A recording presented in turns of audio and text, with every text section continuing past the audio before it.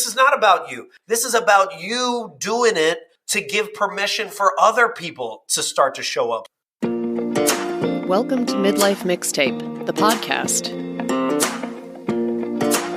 I'm Nancy Davis Coe, and we're here to talk about the years between being hip and breaking one. Where do I belong? Tell me why I'm here and what's taking this long. When can I move on? I'm ready. Hi, listeners. In today's episode, you'll hear a lot of talk about dancing and dance floors and just tearing it up to great music. If that makes you wish you could hit the club, there's good news. It's time for another alternative 80s virtual dance party with Midlife Mixtape and San Francisco's iconic Cat Club. This Thursday night, March 4th, DJ Damon will be playing your favorite alt-80s dance hits on his Twitch channel for 2 hours, starting at 5 p.m. Pacific, 6 Mountain, 7 Central, 8 p.m. Eastern. All you have to do at the appointed time is go to twitch.tv/DJ_Damon. That's twitch.tv/DJ_DAMON. Don't worry, I'll leave a link in the show notes. And you'll be at the party along with Bowie, Violent Femmes, The Clash, and more. Turn your speakers all the way up and dance wherever you're listening. There's a chat function on Twitch, and I'll be hanging out there starting at 5 o'clock, so I hope you'll drop in and say hello. Lesson learned from when we did this back in December. If you're going to use an alias on Twitch, at least give me a clue who you are so I know who I'm chatting back to. Damon and I have also decided that as long as we have some cool people like you together for a little dance party on Thursday night, we're going to try to do some good with that. We're hoping you'll make donations to Bay Area food banks or food banks where you live if you hear a song that you love. During the dance party, I'll drop links into the Twitch chat to make the donations to Bay Area organizations easy. So bring your song requests on Thursday. I hope you'll join us for a single song or for a couple of hours. That's Thursday, March 4th at 5 p.m. Pacific, 8 p.m. Eastern at twitch.tv/DJ_Damon. And I will see you there. Hey Slackers, it's me, Nancy Davis Coe, creator and host of the Midlife Mixtape podcast and author of The Thank You Project, Cultivating Happiness One Letter of Gratitude at a Time. My book got a little shout out in the New York Times over the weekend. What a thrill. Thanks to everyone who's still spreading the word about the book, which helps readers understand how gratitude letters can change the way you view the world for the better, and it gives you tools to get started on thanking the people who have helped, shaped, and inspired you. I hope you're all hanging in there. At least some of you listening have gotten your vaccines. Just think, with every episode, that many more listeners will be protected, and we're that much closer to getting back to seeing people we love, and not to mention hanging out at restaurants, concerts, and bars with a shit ton of strangers. I can't wait. Today, we're going to talk about play, which may seem entirely counterintuitive during a pandemic. It did to me, and that is exactly the reason why I invited today's guests on the show. I figured if we walked away from this episode knowing how to incorporate more play into our lives during a pandemic, think of how much easier that will be after herd immunity. I'm talking today with positive play coach Jeff Harry. Jeff shows individuals and companies how to tap into their true selves to feel their happiest and most fulfilled, all by playing. He's worked with Google, Microsoft, Southwest Airlines, the NFL, Amazon, Facebook, helping their staff to infuse more play into the day-to-day. He's an international speaker who's presented at conferences like South by Southwest and Inbound, and Jeff was selected by Bamboo HR and Engagedly as one of the top 100 HR influencers of 2020. He's also been featured on AJ Plus, San Francisco Chronicle, and CNN. Jeff believes that by simply unleashing our inner child, we can find our purpose and in turn, help create a better world. So let's jump into the midlife sandbox with Jeff Harry. Welcome to the Midlife Mixtape podcast, Mr. Jeff Harry. How are you? Oh, I'm so excited for this. I'm so excited about this too. And, we've got to lay a little groundwork here for a level set for our listeners. The first question we always ask on this show, what was your first concert and what were the circumstances? It was the Smoking Grooves concert in Chicago. What the heck is that, Smoking Grooves? Yeah, it was all these hip-hop artists back in the 90s, like Gangstar and Busta Rhymes, and it was just all dudes. All dudes on stage, all dudes off stage. It was very testosterone centric and a lot of like swaying back and forth, but not in that, happy way, but in more of an angry way. What am I doing here? How old were you? I was like 16, 17 years old. I thought it was so cool to go. And then when I was there, I was like, I don't like this at all. There's a lot of testosterone floating around in this Exactly. crowd. I was like, where is anyone? I'm not attracted to any of you. I'm sorry. I apologize. Well, it's funny because, Jeff, you and I have seen each other many times over the years at this Mom 2.0 conference, almost always on the dance floor. Yep. Almost always we are spastically dancing past each other going, woo, Warriors, Oakland, because we share our love of the Warriors and our Oakland roots. So Big area.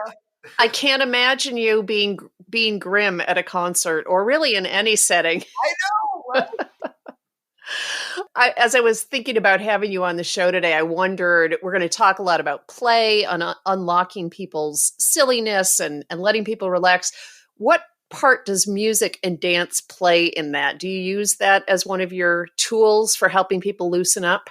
Oh, absolutely. I mean, if you think about it, you and I are the people that start the dance floor, right? Like at weddings, because always we don't care. And I've been thinking about this, that I now believe the opposite of play is perfection, and perfection is rooted in shame. And you really can't play when you feel shame. So the people that I love dancing with the most are the shameless, are the people that are like, I don't really care. I'm out here for me. Like, I don't care if you want to dance or not.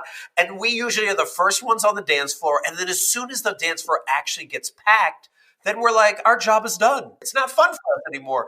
Because because we are all about the start of it and the exploration of it and being like, what type of energy can we create in the room? Do you know that I was at my 30th college reunion? So Ivy League, East Coast, nice. pretty buttoned up. And they had a great DJ. And was anybody dancing?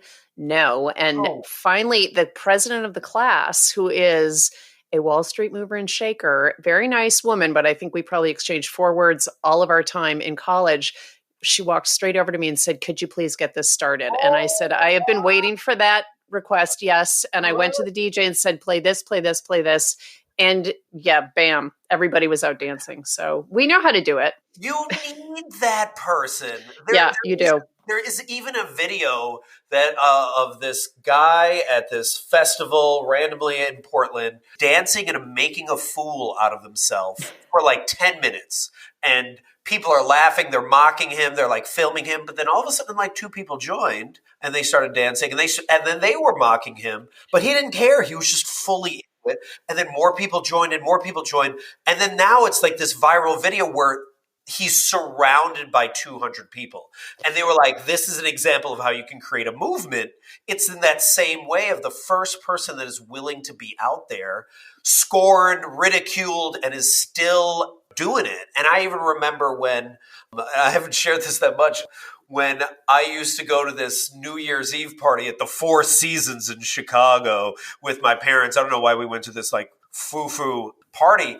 But each year, it was my sisters and I that started the dance. And then they started asking for us. So it was like, we should get paid to do this. This is ridiculous.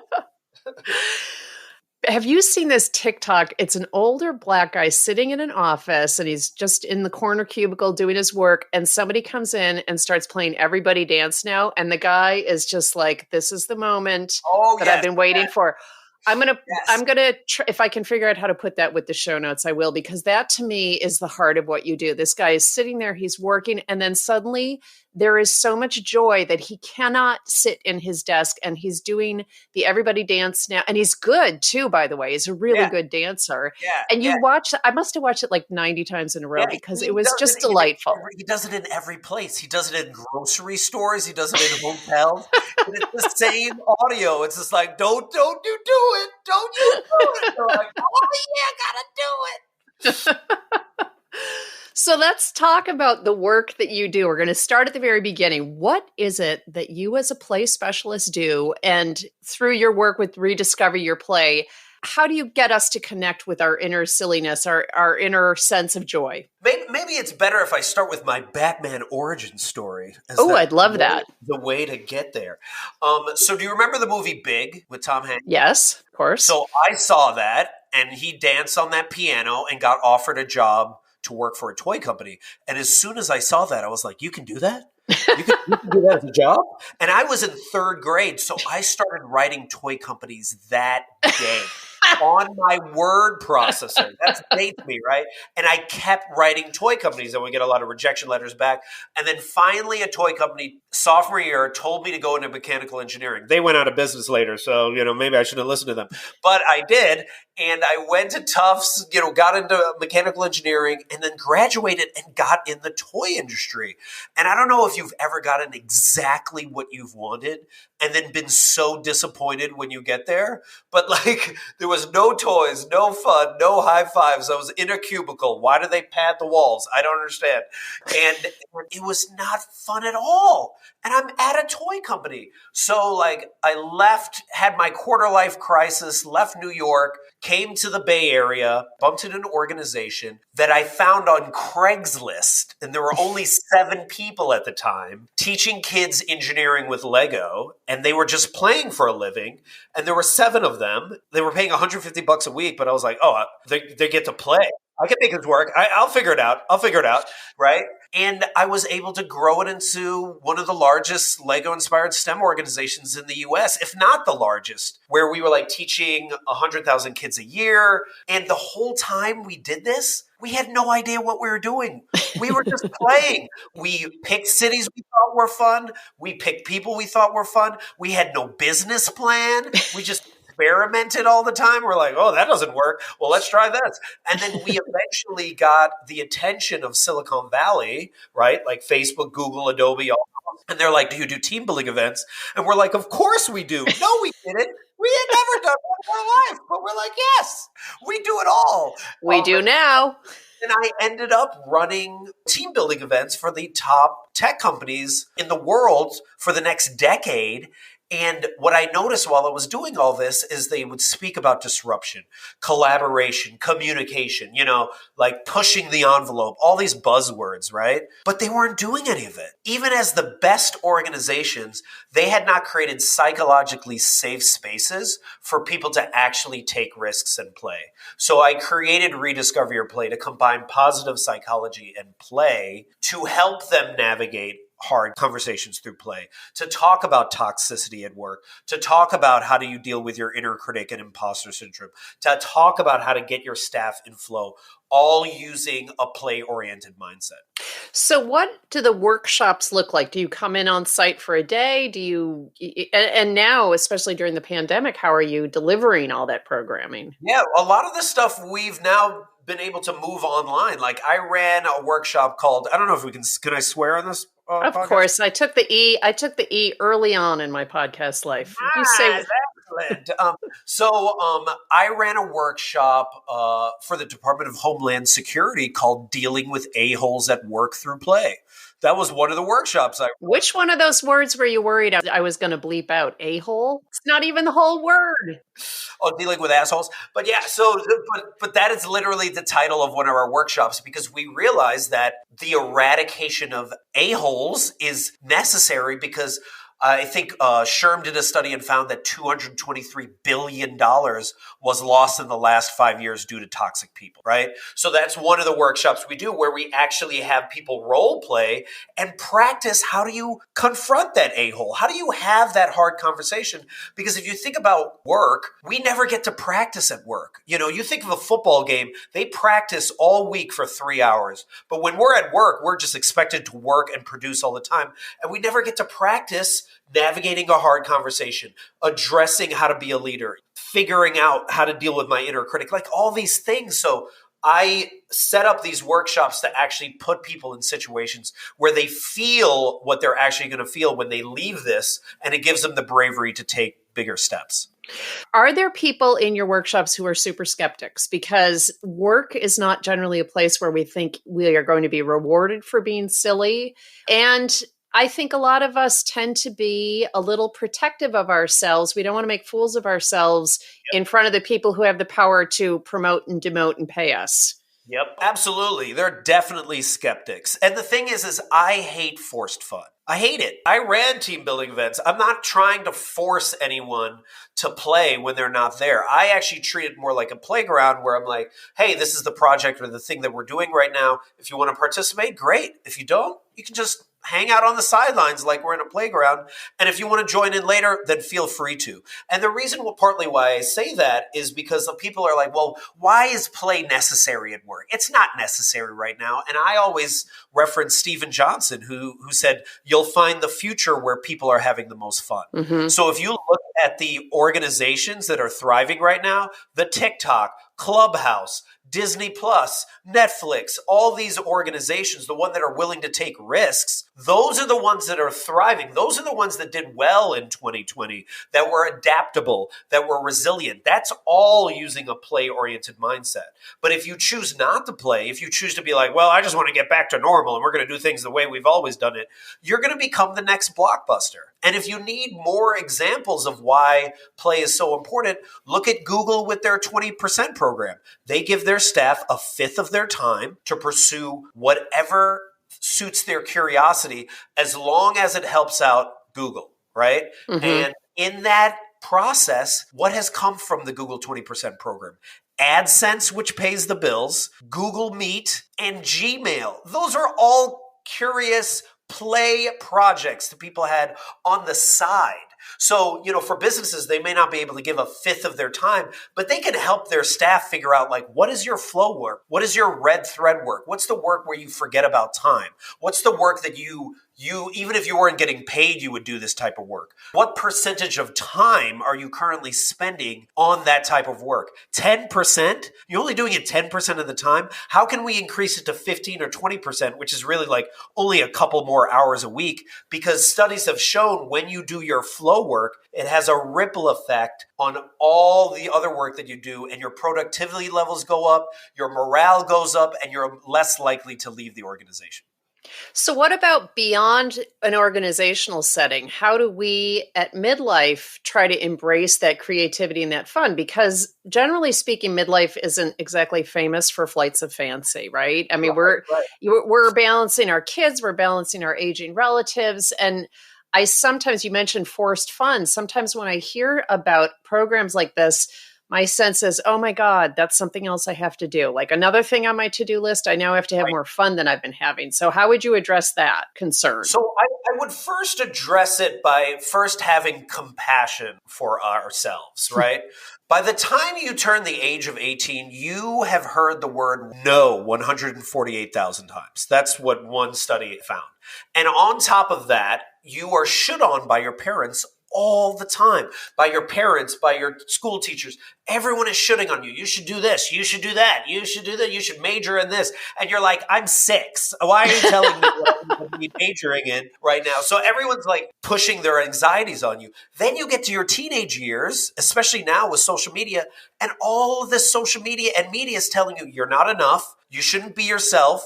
And frankly, you actually should be spending more money trying to become somebody else. So you're fighting all of that when you try to be your playful self, when you try to be a little bit more mischievous, people say you're doing too much. Why are you acting that way? Why would you want to start a podcast? That makes no sense. Like people are always questioning you. So you have to battle all that just to be able to play, right? And be yourself. So the suggestion I would give people, 2 suggestions. One is my play mentor, Gwen Gordon, would always say, you can't play until you soothe yourself. So if you're feeling a lot of anxiety, a lot of anger, a lot of sadness, that's not the time to play. You actually have to allow yourself to feel those feelings, feel them fully, as they talk about in positive psychology, before you let them go. You can't try to numb them, but actually allow yourself to feel it fully. And once you feel that, then figure out what soothes you. When I take showers, that's when I have a huge amount of ideas. Mm-hmm. When I go on long walks, when I'm dancing in my house, sometimes, with a costume on, right? Like, so what is the thing that actually calms you down? Is it meditation? Whatever it is that actually calms you in a place where you can actually then receive. And then I challenge people to do something that most people have not done in a really long time, and that is to get bored. And what I mean by that is stop binge watching Netflix, stop looking at social media. And I'm not talking about forever. I'm talking about 1 hour, 30 minutes where you just are not looking at it. And if you say, well, I don't have time, look at your phone. Your phone counts how long you've been on your phone. Average is 4 hours a day. Mm-hmm. So you can find 30 minutes to an hour to get really bored. And the reason why I say get bored is because think about when you were a kid, when you were bored, that's when you came up with your best ideas, right? And your most mischievous ideas. And then you're like, oh man, maybe I should start a podcast. Maybe I will make this ridiculous video. Maybe I will email this person I've always wanted to email. Like maybe I'll do the thing that I've always been scared to do, but also kind of excited, and see where that curiosity takes you. And that is your way in which you can actually play again. And that's something everybody listening to this show could do. I mean, especially now during the pandemic, if you can't find 30 minutes to stare into space, when are you going to find it? You know, it's an opportunity that we've got. And here's another way in which they can do it. If you want to employ your friends to help you out, right? Reach out to 3 to 5 of your closest friends, get on the phone with them. I know it's kind of foreign, but get on the phone with them or see them face to face via Zoom and ask them 2 questions. What value do I bring to your life? Because I think a lot of times we forget, or maybe we've never known what value we bring to our friends' life. So like, what do I do for you? Why are we friends? Why do you keep hanging out with me? So what value do I bring to your life? And then the second question is, when have you seen me most alive? And another way of asking this is, when have you seen me most playful, most creative, most myself? And this question comes from the Howard Thurman quote, don't ask what the world needs. Ask what makes you come alive, because what the world needs is for more people to come alive. So again, what value do I bring to your life? And when have you seen me come most alive? And when you get those answers back and you start writing it down and look at all the patterns, there's so many ways in which you either are already playing or ways in which you can play again. And then you can reach back out to those friends and be like, can you help me to play more in this way? Right. The last episode of the show was with Laura Tremaine, who wrote a book called Share Your Stuff. And it's all about sort of deep questions you can ask your friends, but you can also reflect on yourself. And one of them is, what were your magical moments? And she encourages us to just think about times in our life that really stand out as those memories you want to carry with you.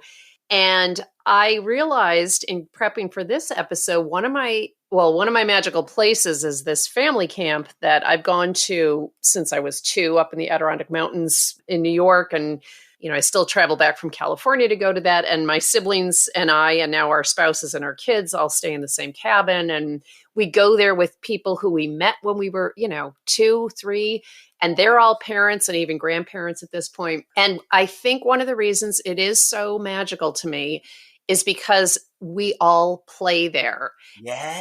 One of the days that I'll never forget, this was a couple of years ago, there's a thing out in the middle of the lake, a spinner. It's a big floating donut, basically, with a trampoline in the middle. And the lifeguard stands on the trampoline and you go out with your life jacket on. So there's no, so you'll be safe. But you get up and stand on this outer rim of the spinner and you try to run around while the lifeguard is going up and down on the trampoline. And of course, it's designed for the summer campers. It's all supposed to be kids. But there was a day, it was a beautiful sunny day, and I was out there and it was with a bunch of 40, 50, 60-year-old people who had grown up at this camp together. And we were in hysterics running around this thing, trying to bounce each other off.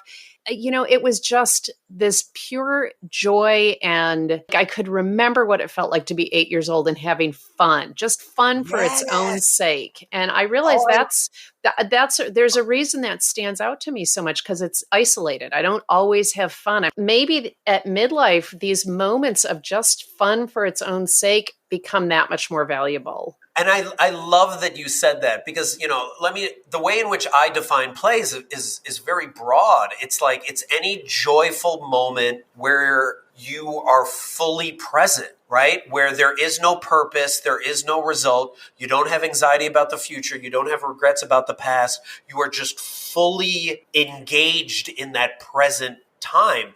And one thing I wrote was the Fun Joy Play Index. I replaced resolutions because I don't believe in resolutions. And I instead was like, let's do a Fun Joy Play Index every year, where at the beginning of every year, look back, and you can do this for 2020, and think about what were your most fun, joyful play moments, and I ask many questions like, what was your most awe-inspiring moment? When did you laugh the most? What was just like a moment where you just couldn't stop smiling, and you just start to reflect and savor those moments again. And that's also a way in which you can not only relive those moments, but actually boost your immune system now by simply going back and savoring those moments. And then looking after you've recognized all of them, be like, what fun, joy, play moments do I want in 2021?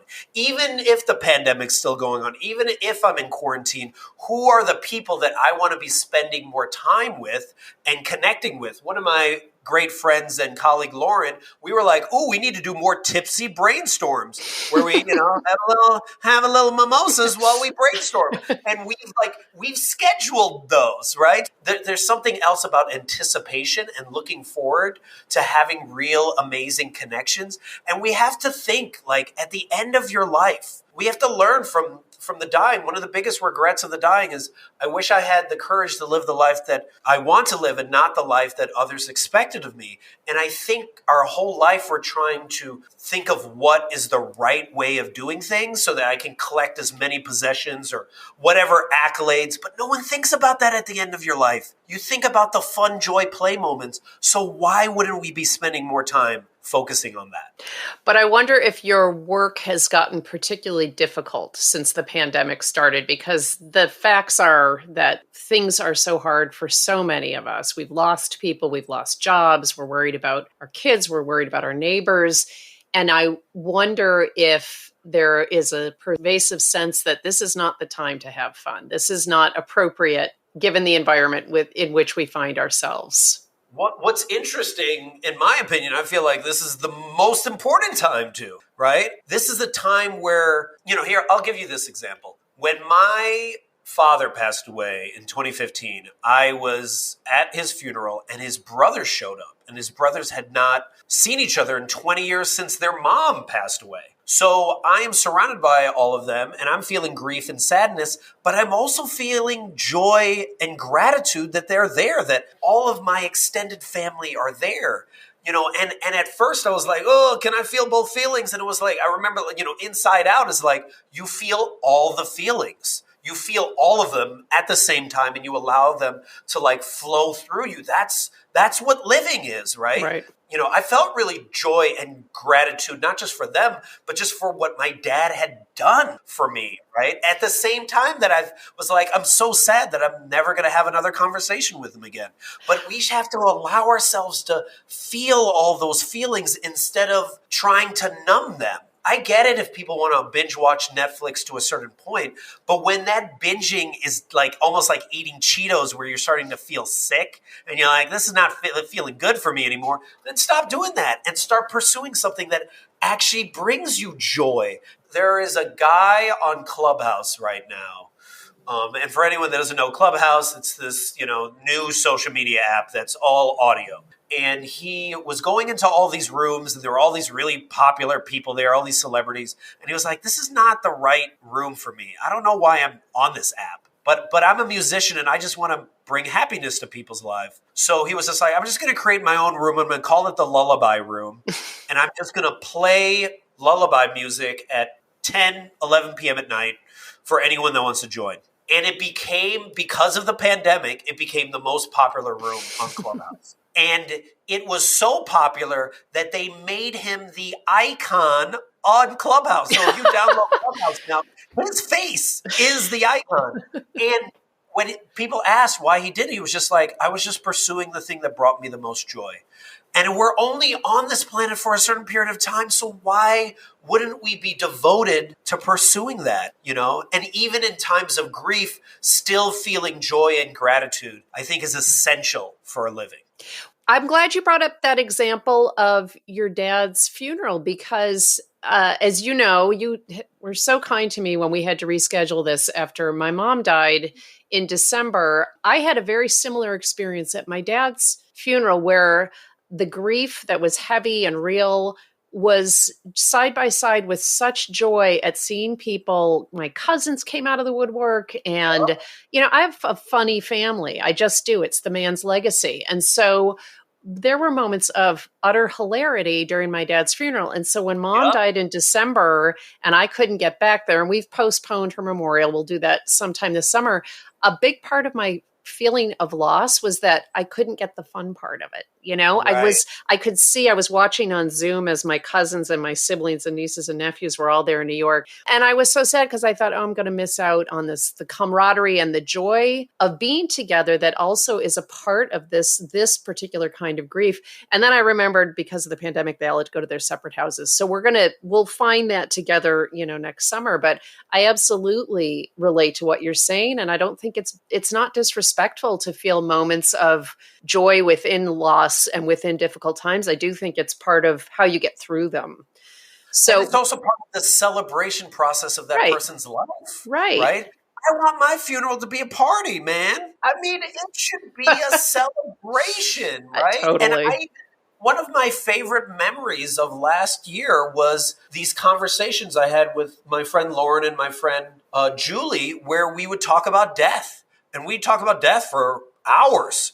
And it was something fascinating about how, like, most people avoid this, but we found by actually talking about it, by actually exploring it, we understood more of what we wanted to do in our lives and live right now. Because when you truly do understand death, then you truly do know how to live more. Right. The stakes get a lot higher when you know that it's coming to an end, when you admit to yourself that you don't have infinite time. Jeff, where's the best place for people to go to find your work and tune in to more of what you're doing with Rediscover Your Play? Simply go to rediscoveryourplay.com and click on the Let's Play button, where I have a bunch of play activities. And you can then hop on a call with me and we can figure out how you can kick ass in this world through play. There's also photos of you as, what grade are you in? 5th grade? It's a thing of beauty. You had a lot of hair as a young child. Is that the one with the champagne bottles and the money? Yes, exactly. You look like you were living your best. At that point, you'd already been sending letters out to the toy companies. Who wouldn't want to hire that kid? That is a very fat, because that's when I won bingo in Bermuda as a 7-year-old. And let's just say the other bingo players that had been playing there for quite some time were livid that this 7-year-old had won 2 champagne bottles and $230. They're like, what is he even going to do anything with it? We're going to take a quick break and hear from our sponsor, and then we'll come back to hear more with Jeff Harry of Rediscover Your Play. The presenting sponsor of the Midlife Mixtape podcast is the Amateur Music Network. You know, it's a great way to bring more play into your life? Music. It's not a coincidence that we talk about playing the piano or the guitar. It's fun. Our sponsor, Amateur Music Network, is all about that playful spirit. It's a Bay Area nonprofit that connects amateur musicians with professional mentors and with one another through online workshops, conversations, and listings. They're serious, in a playful way, of course, about amateur in their name. We do it because we love it, is their motto. Isn't that what play is all about? If you're a singer who's feeling a little play deprived these days, let me tell you about Amateur Music Network's new series, Singing Saturdays with Ragnar Bolin, which takes place over 3 Saturdays from March 13th through March 27th. Ragnar Bolin is the world-renowned director of the San Francisco Symphony Chorus, which has thrilled many audiences and made many glorious recordings. Ragnar has spent the pandemic in his native Sweden, but through the magic of the Amateur Music Network and Zoom, he'll be in your living room or your backyard, wherever, leading you and other singers from around the world in an hour of focused singing each week. You'll start with vocal warm-ups, and then sing some of the most beautiful choral music ever written, Bach's St. Matthew Passion and Mahler's Symphony No. 2. Okay, it can't replace an in-person choir, and on Zoom, nobody can hear you singing. But Ragnar's unique ability to connect through the screen will have you feeling like you're getting personal coaching from one of the very best. And with Amateur Music Network, the focus is always on being together in a community of music makers, even while we're apart. Sign up for Singing Saturdays by going to amateurmusic.org/workshops. That's amateurmusic.org/workshops. And if you don't sing but do play a musical instrument, check out Amateur Music Network's other online workshops. There's something there for everyone who loves making and playing music. All right, we're back with Jeff Harry. And I wanted to ask you, Jeff, I'm kind of a leading edge Gen Xer, and you are the last part of Gen X. And I wanted to know, between the bookends, is there anything special about the way Generation X approaches fun and play? Is there kind of a special sensibility that we bring to it? Gen Xers were before social media, right? Mm-hmm. We know what it's like to actually be told, go outside, and then like, well, I don't have anything to do. So what? Go. And come back when it gets dark. Like, boredom is not unfamiliar to our generation. We grew up with it.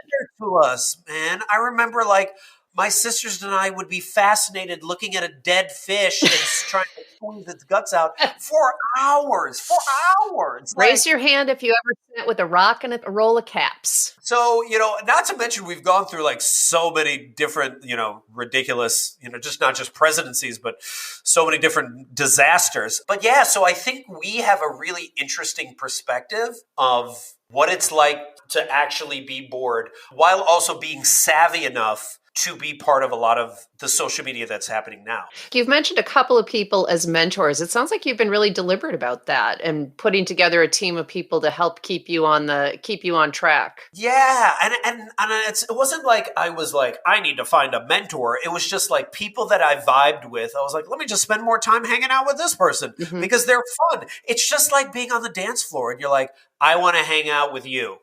Right. You're fun. Like you can feel when there's not ego in the dance group, right? When people are dancing for dancing's sake, right? And when people are dancing to like get attention. And I want to be with the people that are just there just because they just love wiggling their bodies in that way.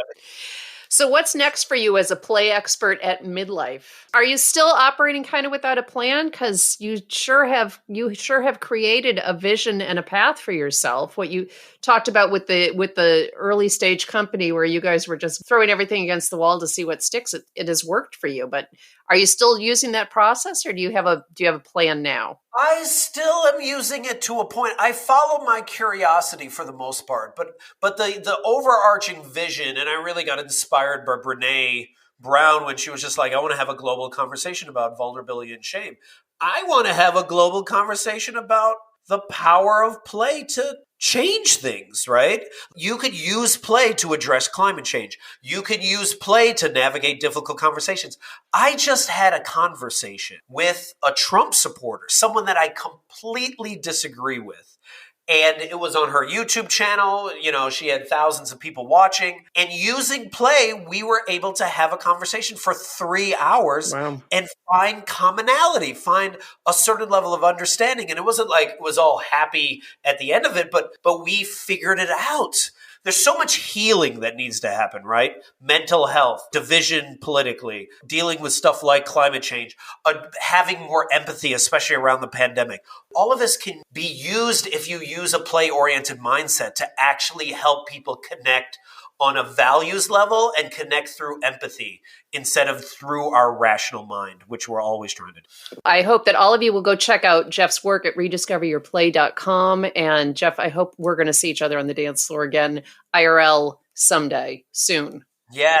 And can I goodwill hunt your people before we... I don't even know what that means, but sure, give it a go. They're game for anything. All right. So do you remember the end? Do you remember the Goodwill Hunting? Yeah. So this moment of the movie resonates with me so much, right? And it's at the end of the movie at the construction site where Matt Damon is sitting with Ben Affleck. And for anyone that hasn't ever seen Goodwill Hunting, Matt Damon's a genius. He can have any job he wants. And right now he's hanging out at the construction site with Ben Affleck. They're working construction. And Ben's like, when are you gonna take one of these high paying jobs? And Matt's like, I'm not. I'm going to work construction. We're going to raise our kids together. We're going to take them to Foley Field. And that's just, what I'm going to do. And Ben turns to him and he's like, if I see you here in 20 years, I'm going to kill you. Like, I'm literally going to kill you. And he goes, what are you talking about? What, I owe it to myself? And he's like, no, you don't owe it to yourself. You owe it to me because I'm going to be here in 20 years. And, that's fine. But you're sitting on a winning lottery ticket and you're too scared to cash that in. And I truly believe for all the listeners out there, y'all are sitting on winning lottery tickets and you're not trying to cash it in for yourself. This is not about you. This is about you doing it to give permission for other people to start to show up. So when you actually do something that's scary but exciting, it gives someone bravery to be like, whoa, maybe I can do that. So you starting this podcast is the only reason why I'm now here all these years later. If there's one message that I could communicate to your listeners, is that you have this opportunity. You only have a short time to do it. What are you going to do with the time that you had? Are you going to show up? Because everyone else is waiting for you to show up so they can also be fully alive. It's such great advice. And I'm so happy to hear you encourage people because, yeah, taking that risk is so scary, but the payoff's huge. It's huge. And so I'm just seconding everything you said. And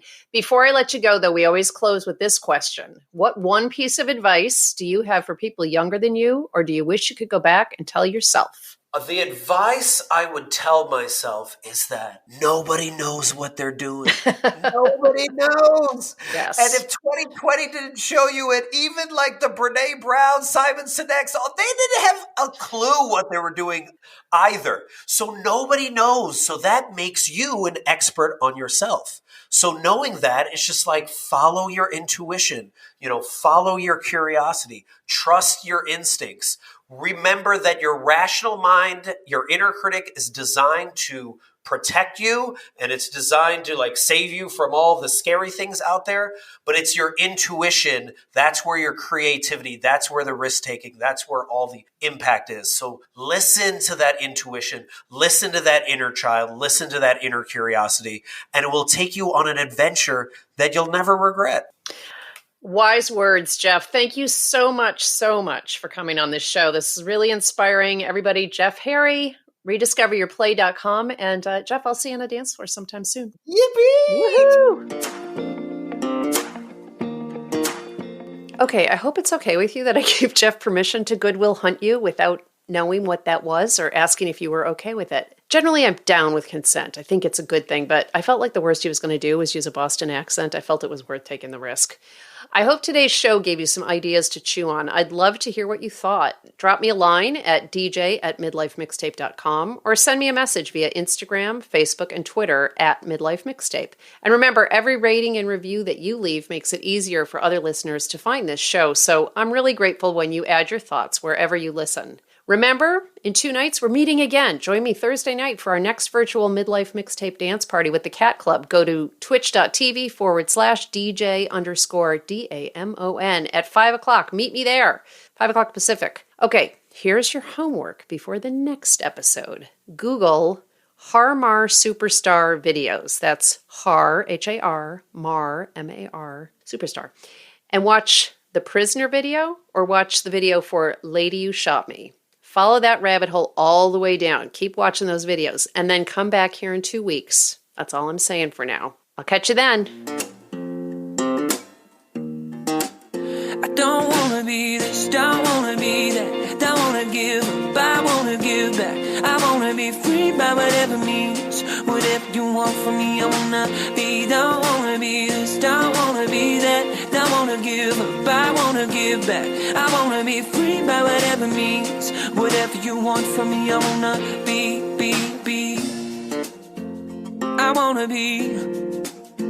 I wanna be free by whatever